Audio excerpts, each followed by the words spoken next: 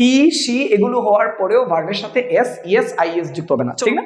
যেহেতু এটা third person singular number, আমরা দেখেছি হি শি ইট এবং একজন ব্যক্তি বা একটি বস্তু হলে ভার্বের সাথে এস অথবা ইএস অথবা আইএস যুক্ত করতে হয়। এটাই তো ছিল আমাদের ডে 11 আলোচনা। আজকে দেখবো যে আমরা কখনো এই যে এসটা যুক্ত হবে না এই হি শি হওয়ার পরেও। So my dear brothers and sisters, আবারও আপনাদের সামনে হাজির হয়েছি আমাদের 21 দিন ইংরেজি শেখার ডে 12 নিয়ে। এবং আজকের ডেটা হচ্ছে আসলে ডে 11-এরই কন্ট্রোভার্সি। মানে বিষয়টা আমি একটু ক্লিয়ার করে যদি আপনাদেরকে বলি, আমরা ডে 11-এ যা শিখেছি ঠিক তার উল্টা হচ্ছে, ঠিক তার বিপরীত পড়াশোনা আজকে আমরা করব। আমরা ডে 11-এ শুনেছি যে কোনো আমরা গ্রামার দিয়ে হয়তো এইভাবে বুঝি নাই, কিন্তু আমরা শিখেছি কোনো সেন্টেন্সের মধ্যে যদি হি থাকে তাহলে হি গোজ হয়, হি গোজ হয় হি। তারপর হচ্ছে শি থাকলে ভার্বের সাথে এস ইএস আইএস যোগ করতে হয়। হি শি ইট এবং একজন ব্যক্তি বা একটি বস্তু হলে ভার্বের সাথে এস ইএস যুক্ত করতে হয়। আপনারা যারা গ্রামার পারেন তারা অবশ্যই জানেন যে যদি প্রেজেন্ট ইনডিফিনিট টেন্স হয় এবং সাবজেক্ট যদি থার্ড পারসন সিঙ্গুলার নাম্বার হয়, সেক্ষেত্রে ভার্বের সাথে অবশ্যই এস বা ইএস বা আইএস যুক্ত করতে হয়। এটা কিন্তু আমরা সেই ক্লাস 3 থেকে শিখে শিখে বড় হচ্ছি যে প্রেজেন্ট ইনডিফিনিট টেন্সের বেলায় subject third person singular number হলে ভার্বের সাথে এসইএস যুক্ত করতে হয়। কিন্তু এটি সম্পূর্ণ একটি ভুল ধারণা, সকল ক্ষেত্রে এই নিয়ম প্রযোজ্য নয়। আজকে আমরা সেই বিষয়ে আলোচনা করব যে কখন subject third person singular number হওয়ার পরেও ভার্বের সাথে এসইএস যুক্ত হয় না। এই নিয়মকে গ্রামারের ভাষায় বলে সাবজেক্টিভ। তো সাবজেক্টিভ নিয়ে আমাদের খুব বেশি আলোচনা করার দরকার নেই। যারা গ্রামার দিয়ে ইংরেজি শিখতে চান না তাদের আমি এইমাত্র যে শব্দটি বলেছি সেই শব্দটি ভুলে গেলেও চলবে। আপনি শুধু নিয়মটি মনে রাখবেন যে কখন হি শি এগুলো হওয়ার পরেও ভার্বের সাথে এস ইএস আইএস যুক্ত হবে না। চলুন আমরা দেখে নিই। ইংরেজিতে এরকম কিছু ভার্ব আছে, কিছু ভার্ব আছে। এই যে আমি ভি লিখেছি, ভার্ব, ভার্ব বুঝিয়েছি। আস্ক মানে জিজ্ঞেস করা, ডিমান্ড দাবি, ডিজায়ার কামনা আকাঙ্ক্ষা, ইনসিস্ট জোর করা, প্রেফার মানে দুটো জিনিসের মধ্যে কোনো একটাকে অধিকতর পছন্দ করা, প্রপোজ প্রস্তাব করা, রিকমেন্ড, তারপর হচ্ছে আমাদের রিকোয়েস্ট, রিকোয়ার, সাজেস্ট, আর্জ।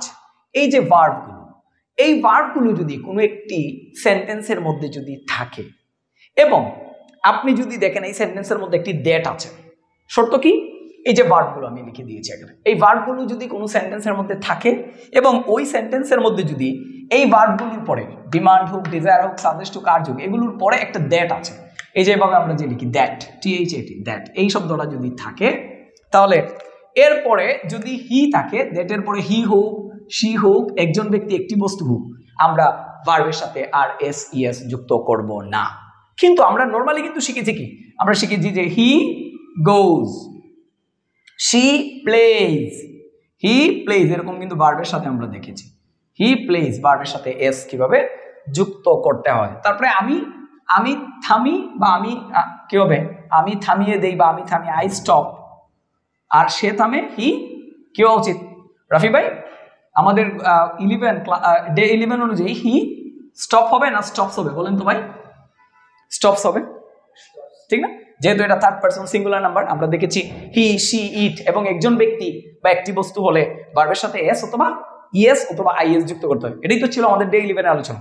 আজকে দেখবো যে আমরা কখনো এই যে এসটা যুক্ত হবে না এই হি শি হওয়ার পরেও। এই দেখুন, আমরা বলেছিলাম আপনাদেরকে যে কোনো সেন্টেন্সের মধ্যে এই আমাদের যে এই ভার্বগুলো যদি থাকে তাহলে দেখবো আমরা তারপরে দ্যাট আছে কিনা। আমি এখানে একটা এক্সাম্পল দিয়েছি, এই যে নীল কালিতে লেখা দ্য ডক্টর সাজেস্টেড, এই যে আমাদের এই সাজেস্ট আছে কিনা ভাই? সাজেস্ট আছে, আছে তো সাজেস্ট, তাই না? এই সাজেস্টেড হচ্ছে ভার্বটা হচ্ছে সাজেস্টেড, দ্য ডক্টর সাজেস্টেড। এরপরে আমরা বলেছি যদি এই দ্যাট শব্দটা থাকে কোনো সেন্টেন্সের মধ্যে, যদি এই ওয়ার্ডগুলো থাকে তারপরে যদি দ্যাট থাকে, খুব গভীরভাবে খেয়াল করতে হবে কিন্তু। প্রথম শর্ত হচ্ছে এই ভার্বগুলোর মধ্যে যে কোনো একটা থাকা লাগবে, তারপরে এখানে একটা দ্যাট থাকা লাগবে। দ্যাট থাকার পরেই দেখেন হি শি এগুলো যদি থাকে তাহলে আমরা তো জানি হি শি এর পরে ভার্বের সাথে কি হয়? এস হয়। তাহলে এইখানে আপনি আর এস ব্যবহার করতে পারবেন না, তার মানে এইটা হচ্ছে ভুল। আমাদের সঠিক হবে কোনটা তাহলে? এই যে এটা, জাস্ট স্টপটা হচ্ছে আমাদের সঠিক আনসার। আমি যদি আপনাদেরকে দেখাই যে he stop smoking, the doctor suggested, doctor পরামর্শ দিয়েছিলেন যে হি স্টপ স্মোকিং। এখানে আপনি যদি বলেন হি স্টপ স্মোকিং তাহলে কিন্তু হবে না। কেন হবে না? এই হচ্ছে আমাদের গ্রামার ইংরেজি ল্যাঙ্গুয়েজের নিয়ম যে কোনো সেন্টেন্সের মধ্যে যদি এই যে suggest, require, request, ask, demand, desire, insist, prefer, propose, recommend, urge, এগুলোর যে কোনো একটা ভার্ব যদি থাকে, এই যে আমাদের আছে কিনা, এই যে আছে, এই ভার্বের পরে যদি দ্যাট থাকে, তারপরে এখানে হি সি যাই থাকুক না কেন, আপনি ভার্ব মূল ভার্বই বসাতে হবে। আরেকটু ক্লিয়ার করে বলি, এখানে মূলত হওয়ার কথা ছিল যে the doctor suggested that he to stop smoking. এখানে একটা ইমপ্লাইড, গোপনীয় অবস্থা একটা টু আছে, এটাকে বলে ইনফিনিটিভ টু, এটা বেয়ার ইনফিনিটিভ বলা হয়। যারা গ্রামার জানেন তারা বুঝতে পেরেছেন এতক্ষণে যে এখানে আমি বেয়ার ইনফিনিটিভ নিয়ে বলছি, যে এখানে এই টুটা লিখতে হয় না। তাহলে টু হওয়ার কারণে, টু যদি থাকে তাহলে তো ভার্বের সাথে এস বা ইএস আর যুক্ত হয় না, এই হচ্ছে আমাদের নিয়ম। মোট কথা হচ্ছে কোন সেন্টেন্সে আস্ক, ডিমান্ড, ডিজায়ার এগুলো থাকলে তারপরে যদি দ্যাট থাকে, তারপরে আপনি যে এখানে হি সি যাই থাকুক না কেন, এখানে ভার্বের সাথে আপনি এস ইএস যুক্ত করতে পারবেন না। মানে আমরা ক্লাস লেসন ডে 11-এ যেটা বলেছিলাম ঠিক তার বিপরীত। আরেকটা উদাহরণ দেখুন, আমরা এখানে কিছু ভার্ব দিয়েছি, যেগুলো কিছু নাউন আছে সেম। এই দেখেন ডিমান্ড, ইনসিস্টেন্স, এই যে ইনসিস্ট থেকে, ইনসিস্ট হচ্ছে ভার্ব, তার নাউন হচ্ছে ইনসিস্টেন্স। আপনারা অনেকেই জানেন কোন শব্দের শেষে ইএনসি থাকলে এটা নাউন হয়ে যায়। এই যে ইনসিস্ট জোর করা, আর ইনসিস্টেন্স জোর, এটা হচ্ছে ভার্ব আর এটা হচ্ছে তার নাউন।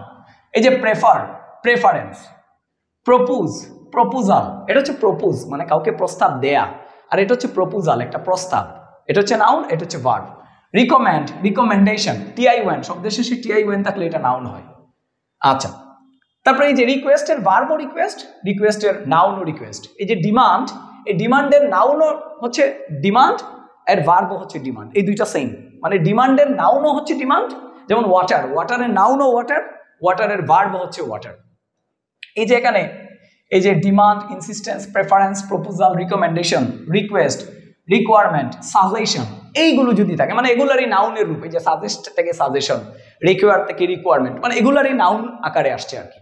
এই শব্দগুলো যদি থাকে এবং কিছু অ্যাডজেক্টিভ আছে, যেমন এসেনশিয়াল দরকারি, ইম্পারেটিভ, ইম্পর্টেন্ট, নেসেসারি, আর্জেন্ট, এইগুলো যদি থাকে, এই যে টোটাল কিছু ভার্ব, কিছু নাউন এবং কিছু অ্যাডজেক্টিভ, এই সবগুলোর বেলায় কিন্তু একই নিয়ম, যেটাই থাকবে এগুলো থাকার পরে এরকম যে কোনো একটা যদি থাকে, তারপরে যদি দ্যাট থাকে কোনো সেন্টেন্সে, তাহলে তারপরে আপনি ভার্বের সাথে এসিএস যুক্ত করতে পারবেন না। যেমন দেখুন একটা এক্সাম্পল আছে, ইট ওয়াজ আর্জেন্ট। তাহলে বলেন তো ভাই, যে এই আর্জেন্ট শব্দটা কি আমাদের এই আলোচনার মধ্যে আছে কিনা? আছে কিনা?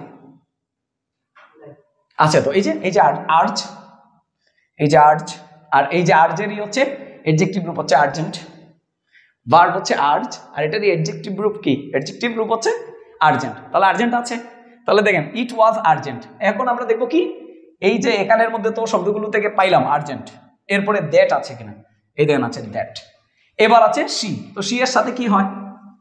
ভার্বের সাথে এসিএস হওয়ার কথা, শি লিভস হওয়ার কথা ছিল, কিন্তু এটা হবে না, এটা হবে she leave at once. It was urgent that, এটা খুবই জরুরি ছিল যে শি লিভ এট ওয়ান্স, যে তাকে তৎক্ষণাৎ ত্যাগ করতে হবে, এই জায়গাটা ছেড়ে চলে যেতে হবে। তাহলে আমরা আজকে যেটা দেখলাম যে সর্বাবস্থায় subject third person singular number হলেই ভার্বের সাথে এস এবং ইএস আপনি যুক্ত করে ফেলবেন।